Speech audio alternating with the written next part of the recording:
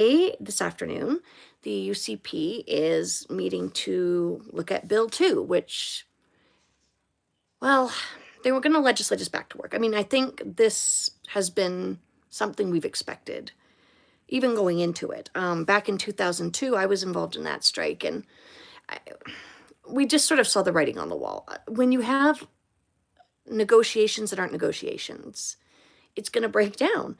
So I'm not going to say the ATA is perfect either. This is political. It is. But as far as bargaining in good faith goes, from where I'm sitting, and I know what the news is saying, and I know that the ATA hasn't necessarily been as vocal as I would have liked them to have been at times, and other teachers may support me in this, and others may not.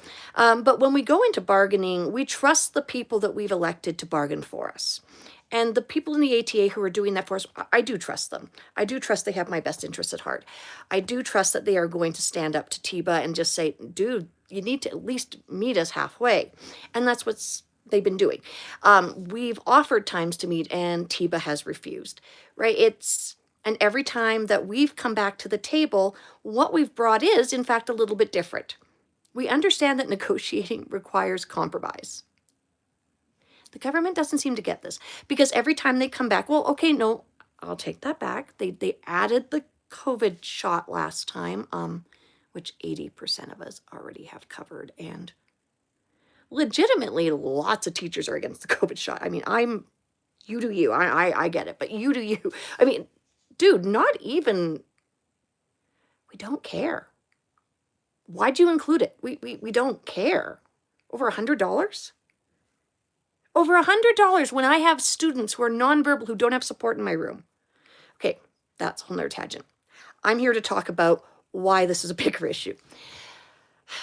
I think, honestly, as we go into this week and the UCP is making the decisions it's making around the notwithstanding cause and the possibilities of general strikes, and the power of the people has a real opportunity here to stand up and show them that we will fight for democracy, and I'm not sure the UCP has counted on that. But I think maybe we've made a mistake. I'm going to be honest. I think we maybe have screwed up as people, as teachers, as bargainers, when we've made it about this being about the UCP government. Because it's not. I mean, it absolutely is, but it is also not. And this goes back to some points I've made in other videos. If you want to have long-term change, you need long-term commitment. If you want to change big problems in society, we're not just talking education, we're talking things with addictions and healthcare. If you want to make change, you need to find out why the hell people are falling into the damn river, and stop just making policies where we're pulling people out.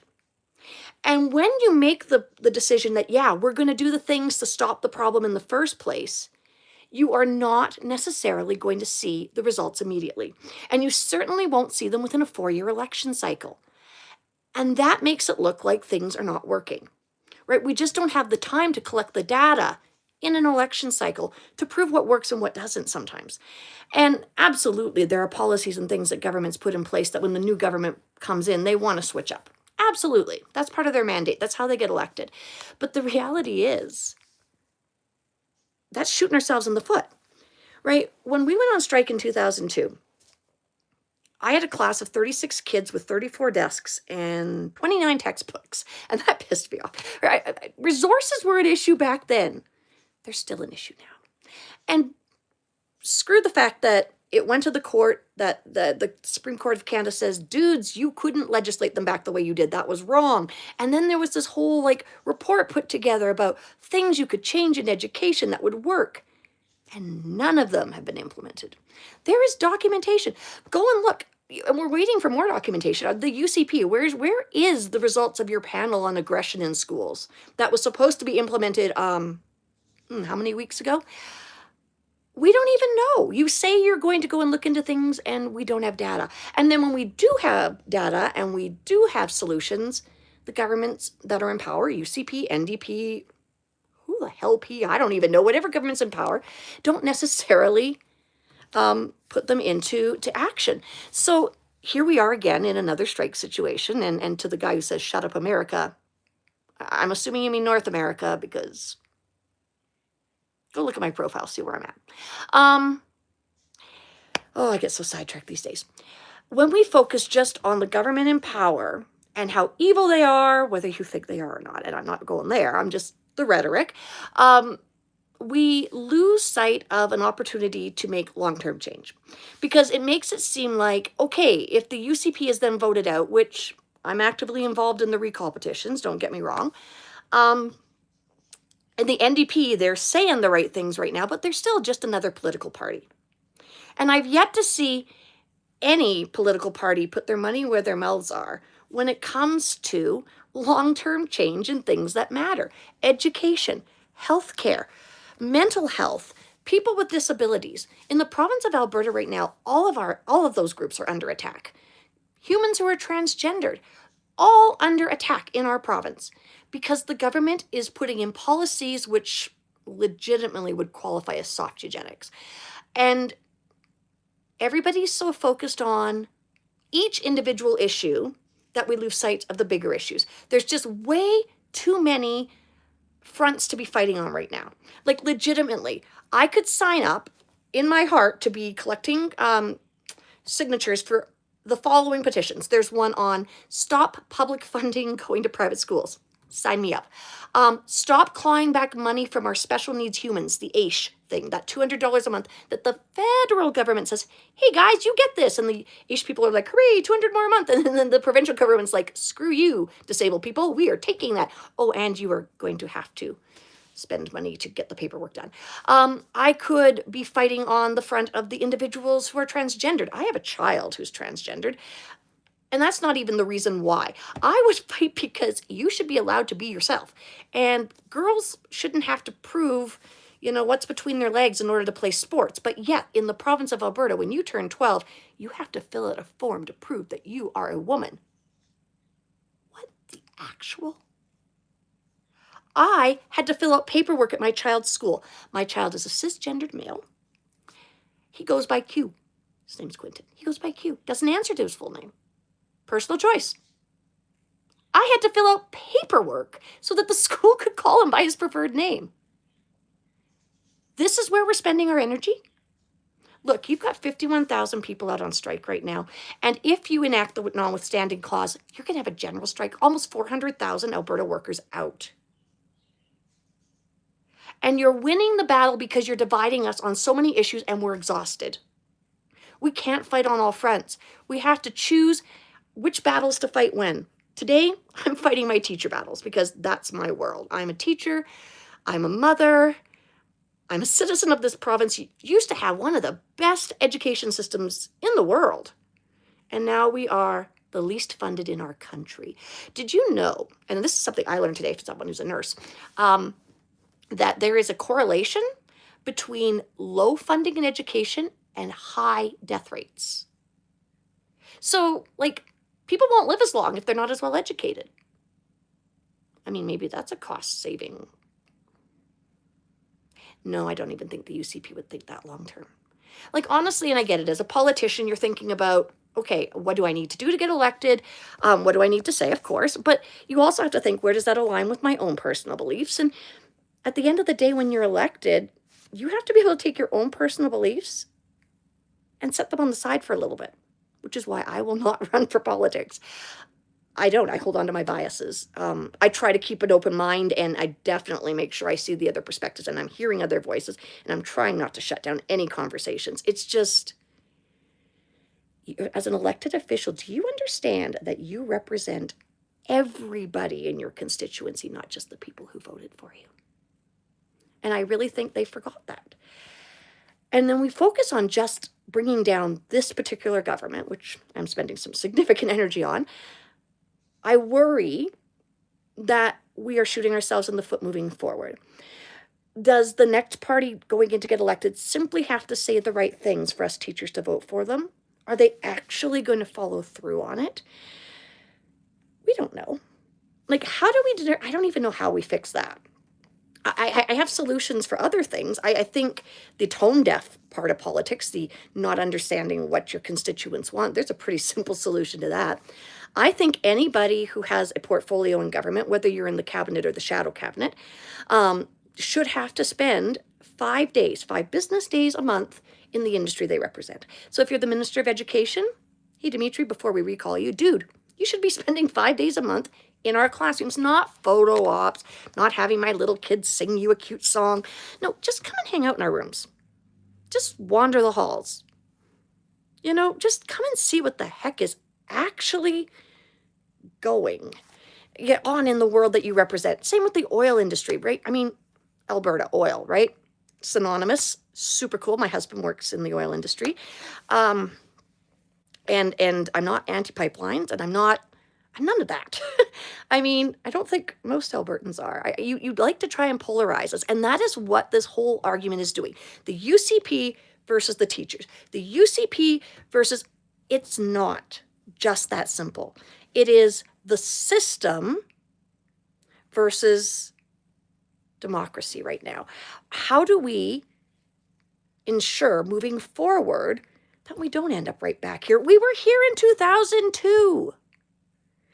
I swear to God, they say history repeats itself. We keep teaching it. Why does only the stupid stuff keep repeating itself? I don't even know. I guess it's not. The fact that I'm on here talking is the fact that the stupid stuff is not the only thing. The fact that I interviewed the most amazing 13-year-old yesterday who's organizing a rally today. 3:30 Airdrie, no frills. Be there. Wear red. No. The good stuff in history is repeating too. It's just so frustrating to feel like you're trapped in an endless loop of stupidity when there are solutions and they're affordable and doable, and the majority of the public support them. And yet, here we are, Bill 2, which goes exactly against Bill 1, if you can remember back a few days. Remember Thursday when there were 40,000 people wearing red with signs? Oh, in the drum circle, they were great. The band was phenomenal. Like, we were just jamming out. We're not gonna take it, right? It was amazing. Remember all that great positive energy outside our house, outside our legislature, outside the house that represents the people. And you put forth legislation, Bill 1, that says, we are here to support Alberta. We're here for the people. It's great, it's great, it's great. But here's Bill 2. Oh, and we're going to truncate things so that there's only 1 hour of debate on each section so we can push this through in less than 24 hours. We don't even have to do the notwithstanding clause to push it through. Although if you don't, you're still ending up in court. But remember all those people who were there chanting that you need to listen to us? There were way more of us than the, I like your name. Well, I don't know. I don't understand your name, Down syndrome genius, but, or Jesus, genius. But hey, Alberta won't separate. Quebec has a better chance. You know, I actually saw, side quest, a fun post about a positive way to rehome the separatists by giving them some land of their own here in Alberta where they could, you know, get their own bitumen or whatever you call that stuff that makes oil. I'm a music teacher, so please don't judge me too harshly for my grasp of how everything in oil and gas works, because I don't get that. But I am very politically engaged, and I've taught social studies, so I know that world.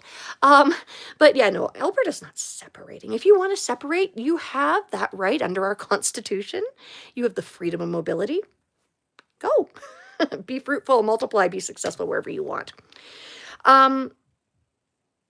They had a really small rally, and then they tried to say there were 40,000 people, and there was only about, I think, 3. Anyways, whatever. They're listening to that small little group all dressed in blue with minimal signs, and none of them as much fun as what the teachers came up with. You had 40,000 people in red telling you you need to take the problems that are happening in education seriously, and you went, nope. So here we are. And I know I'm talking in circles today too. It's been a crazy day, but I just think we need to somehow broaden this because, okay, I'm married to a man who votes UCP. I know, I don't. And it's not him against me. In fact, he understands completely what's going on in education better than he did before he met me. Because, you know, being married to a teacher would definitely open your eyes to the world of education. Everybody thinks they know education because they all went to school. And it's a little bit more than, and you know what, maybe I'm being a little bit of a hypocrite here. Let's make sure that's not the case, but let's be honest. I'm highly critical of the MLA for my area, Angela Pitt, and I don't think she's doing her job. And do I really understand her job? But she won't sit down with me for her to talk and ask that question. I'd like to understand her perspective more. And I feel that this us against them mentality shuts that down. It makes us put up walls. It makes us self-protect. It makes us, oh, today I'm not going into the comment section on any of the groups that I don't belong to, which I normally go to. I read a lot of the comments because I need to be informed. I need to test my own bias. I am completely aware that I am a total woke liberal, not liberal voting, but liberal minded human who I believe God loves everyone. The Jesus I know would love my transgender child. Would not have an issue with them because their Father in heaven created them. So, dude, God doesn't make mistakes. I'm very much a vote for the most vulnerable sector of my society. I'm very much spend the money on the social programs. I count to four for a living, so fiscal responsibility may not be my strong suit. Admit that. And I need to see the other side of the issues. I need to know if I'm being fair in my points. And so I go into those sections, but today, believe me, I will not be. Because the amount of hate, and it's about division. When you take a step back, like I think maybe people in other provinces, other countries, maybe what do you think about what's going on in Alberta? Like it's almost like it's a mini USA sometimes, and that terrifies me in a lot of ways. Yeah, my social media alone will keep me from going to the States. I don't think that I've put forth a very positive, yeah, I'd be considered a dissident. I'm okay with that. I really am. I think you need to be okay with where you stand on things, own it. But it's not me versus my husband. It's not my political views versus his. We both want what's best for the province, and we both voted in ways that we thought would attain that. And I'm not saying that he voted incorrectly. He voted his conscience. But I don't think that everybody who voted UCP would still vote UCP again. And I'm not speaking for him whether he will or not. I don't know. That's his decision. And at the end of the day, he doesn't even have to tell me. I respect that. I just care that he votes. Like, dude, if you don't vote, shut up, right? Like, go vote. I waited an hour and 20 minutes to vote in a municipal election. Go vote. So important, right? But it's not us versus them. The issues are bigger than the government in power. The issues are bigger than the people involved in them, always, right? History keeps repeating itself, I think, because we keep putting ourselves in boxes and we keep making those walls higher between us rather than looking over the fence maybe and going, you know what? Oh, yeah, I see that part I agree with. And you agree with this part of me. Can we start talking about that? Right? Finding common points. I mean, I was talking to someone the other day about how perhaps teachers are pretty good at dealing with conflict because that's part of our job. You learn to deal with upset adults very early in your career. Because you can't make everybody happy, and you are human and you will make mistakes. And sometimes people will misunderstand what you do. And honestly, I think a good rule is something I heard from a kindergarten teacher. I think she said to a parent, I'll believe 50% of what the kids say about you if you believe 50% of what they say about me. Because the things your children have told me, oh my God.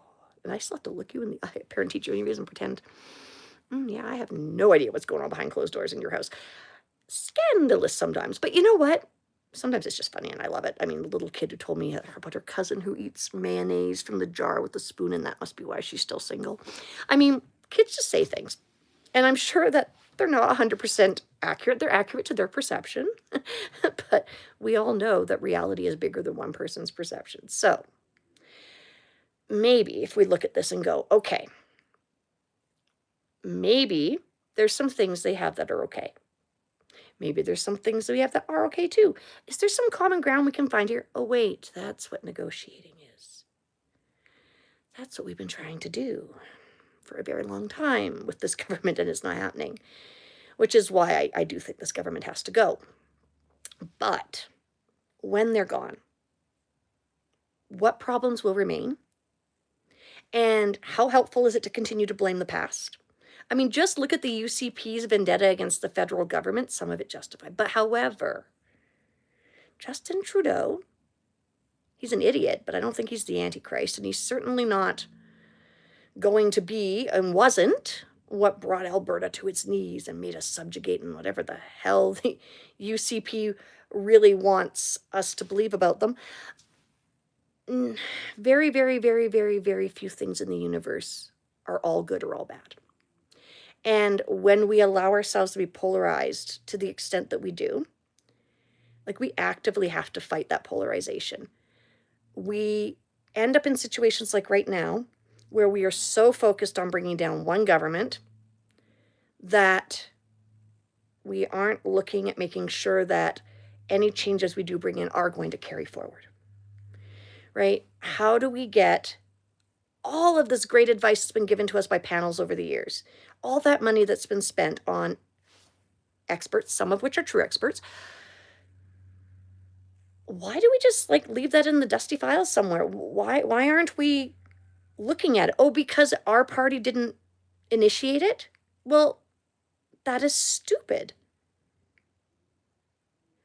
We want to make the world better. Who the fuck cares where the good idea came from? Like, honestly, if Danielle Smith woke up tomorrow and she was like, you know what? I don't know, any crazy idea, but it was a good idea, something I'd agree with. What's something she might say that I'd like to hear right now? Oh, yeah, let's go back. Why doesn't she say, you know what? I think Sarah Batchelor has a point. You know, that crazy music teacher in Airdrie, Alberta, she has a point. Maybe putting 5 days a month in the industry that you represent is a good idea. Maybe the education minister needs to go to school. Maybe the oil people need to go to the oil field. Maybe Miss LaGrange, you need to go in to talk with the doctors and hang out in the emergency rooms for a bit. She's still healthcare? She was healthcare, wasn't she? I'll Google it after. If I'm wrong, forgive me, I'm wrong. I'd be like, yay, yay, good UCP decision. I still don't like your party, but good UCP decision. And I would hope it would carry forward. Maybe I need to slow down when I talk. True story. Yeah, my voice goes as fast as my thoughts per second.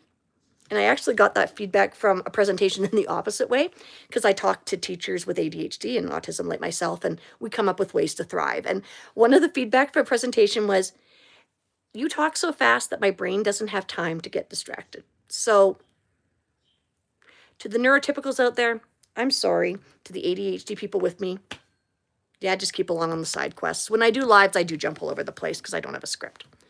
I just have to pause my watch. It's doing something. So bottom line, we need to think bigger as we're moving forward. I think today is going to be a hard day. We're going to get legislated back. I don't see how that's not going to happen, whether it's with the withstanding clause or without, or the notwithstanding clause or not, really makes a difference to how the next few days are going to play out. But I don't think it makes a big difference to the outcome in the end, because I don't see how we're going to end up anywhere other than arbitration as far as teachers go.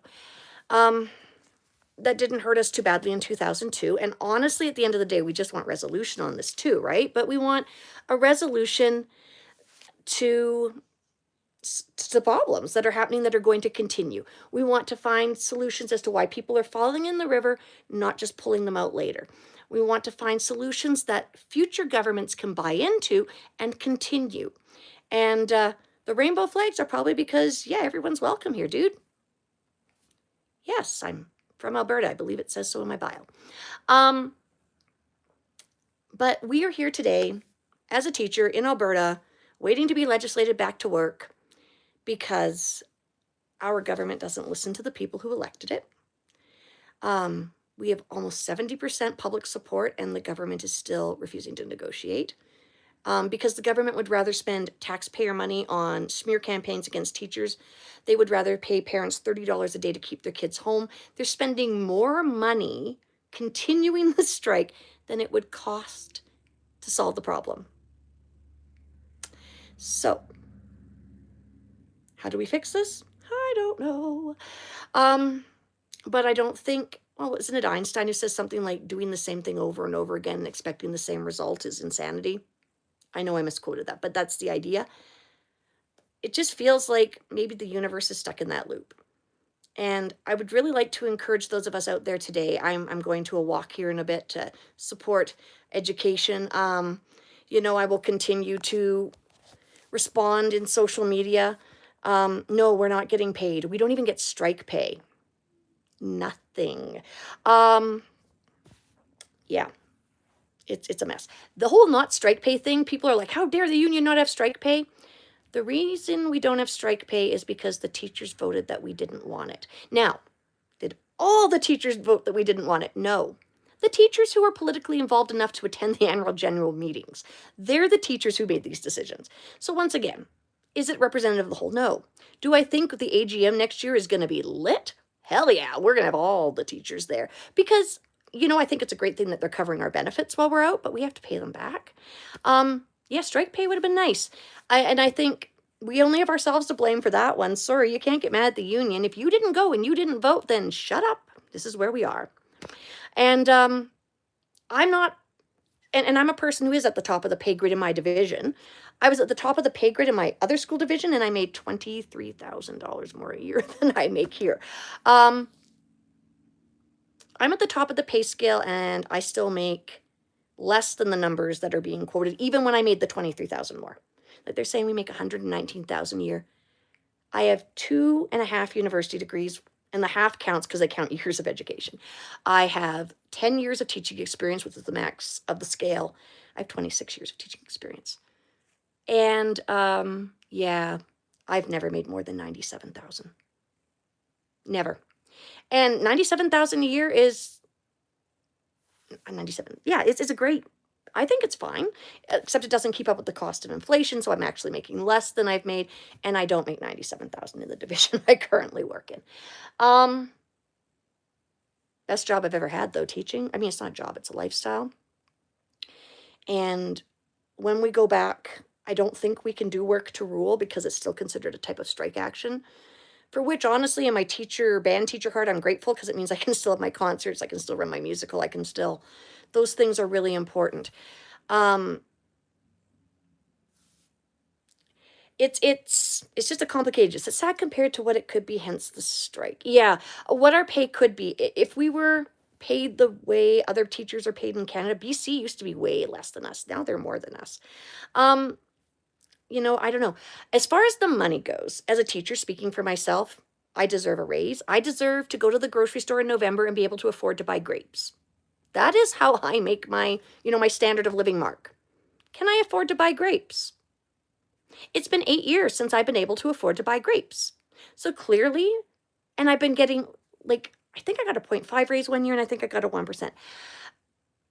That's not inflation. Why the hell do we have to negotiate salary increases? For fuck's sakes, give us cost of living every year and we'll shut up and go away. But that we're not here about the money, we're here about the working conditions. Do you know last year my son was in a class of 64 kids? No, not last year. Year before. Year before he was in a class of 64 kids with 2 teachers in one room. A room that used to be our library, which is now in the hallway, for a school that at that time had 1,200 kids. We now have 1,000. What? How is this sustainable? It's not, right? And the work creep, that's another reason that I'm here, is when I started teaching 26 years ago, the things I was expected to do, like my contractual obligations haven't changed, but the things I was expected to do has quadrupled. Let's just talk IEPs, individual education plans. I am pro-inclusion. If you watch my other videos, and I'm a person with autism and ADHD myself, and hell, I belong in the regular classroom, and so does everybody else, with supports. And if you watch the evolution of how that has changed in the province of Alberta, under conservative governments, worse than the others, unfortunately, you'll see why we are where we are today. I have a child, sweetest little one, grade 5, and she's in my music class right now. I have taught kindergarten through grade 12 in my career. I've taught music, I've taught English all the way to the high school level. I've taught English 30-1, which is our grade 12. I've taught social studies all the way to grade 12. I've even taught math, which I should not teach. I count to four for a living, but only at the junior high level. I've taught special education. I have worked in a pull-out program for severely children whose disabilities make them harder to put into the regular classroom, kids who need life skills. I've worked in life skills programs. Right now, I teach music, grades K to 9. And so I feel like, and I've taught in rural schools and I've taught in urban schools. So I feel like I'm kind of like a hodgepodge of a lot of different types of teachers in this province. And so I feel like my voice needs to get out there, which is why I'm here. Blah, blah, blah, blah. Talking too fast. But at the end of the day, we are working in an unsustainable system. So the IEPs. When I started teaching, we had a spec ed coordinator who would meet with the families, read all the paperwork of the kids and their diagnoses. We would sit down together and come up with goals for the class, and how we were going to measure them and when we would, assess them. And then they would come and support us through doing that. And then they would enter all that data in for us. Well, now all of that is done by a classroom teacher. And then back when I started teaching 26 years ago, I had 3 IEPs, even though I taught 12 classes of kids. 3 IEPs in the whole class, in the whole group, with the exception of one class, which was specifically for kids who needed to be taught in a little bit of different way. So then I had 16 IEPs in that room, but I only had 16 students in that room. And so, and I had support. I had spec ed coordinators. I had EAs. I had modified resources provided to me. So now if we look at the makeup of my classrooms, let's just talk about, I'll pick one. I have one grade 5 class. This has a little girl in it I was talking about a couple seconds ago. I said grade 4 then. I meant grade 5. So she's nonverbal, has autism, has no EA with her. No communication device. She just comes to music class. Now this kid is smart. This kid can sight read rhythms faster than my high school kids could. This kid, I taught her to read pitch. And you know how I know she can read pitch is because I taught her to read the notes and she could play the instrument. Did you know that speech is only 13 to 15% of communication to begin with? So I don't know why we put quite so much weight on its importance. Because this kid can use the other 85-ish% of her communication skills in music with support. But when she comes in without an EA, I can spend my whole class teaching her, or I can deal with the other 27 kids. There are 11 other languages other than English spoken at home in this class.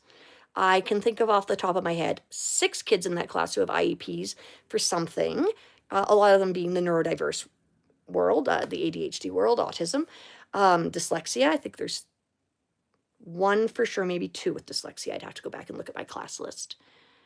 This is a normal classroom, regular gen ed.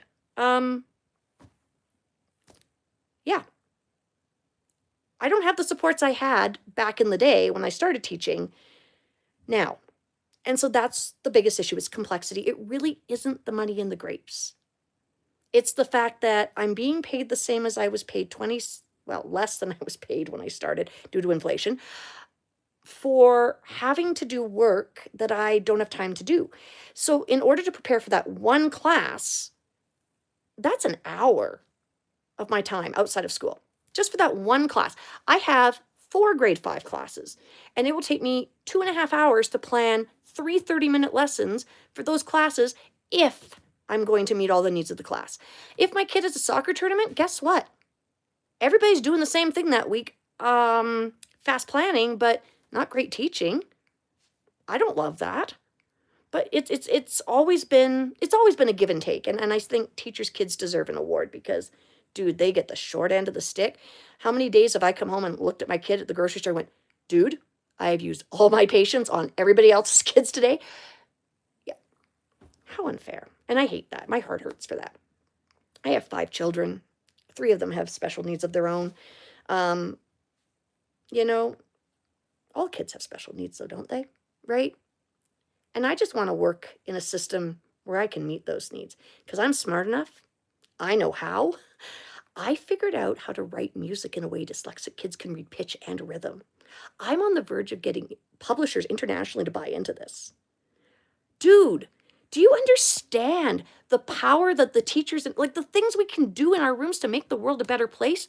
if you just, dude, throw an EA in my room, you know, maybe provide some supports to the kids who don't speak English. Ooh, it'd be nice if I even had enough that I had an iPad per each kid so they could have their own Google Translate up. Man, I've resorted to like going to Facebook groups and saying, anybody got any old phones that would hook up to Wi-Fi so that I can have 7 devices in my room, all just for Google Translate, right? This is the world I'm working in. Well, not working in right now because I'm on strike.